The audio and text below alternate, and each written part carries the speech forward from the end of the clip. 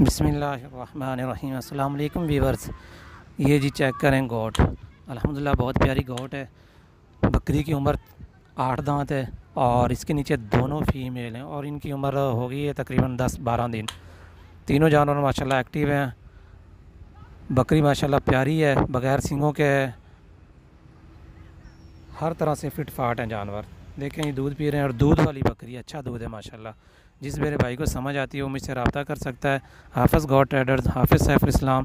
आपकी स्क्रीन पे मेरा नंबर शो हो रहा है, देखें जी, चेक कर लें जी, क्वालिटी चेक करें। फुल लंबे कान है, सफ़ेद आँखें हैं और प्योर ब्लैक है, प्योर ब्लैक ब्यूटी है। और बच्चे माशाल्लाह वो भी खूबसूरत हैं, आला क्वालिटी के हैं, हर तरह से फिट फाट है। देखें जी, अल्हम्दुलिल्लाह बहुत ही प्यारी चीज़ है। ये कहते हैं ये नस्ल, दुम देखें, थन के बिल्कुल बराबर और दूध से भरे हुए हैं, अच्छा दूध है। बच्चे भी फुल एक्टिव हैं। जिस मेरे भाई को समझ आती है मुझसे रब्ता कर सकता है। हाफ़िज़ गॉट एड्रेस, हाफ़िज़ सैफ़ुल इस्लाम। अल्लाह हाफ़िज़, अल्लाह निगहबान।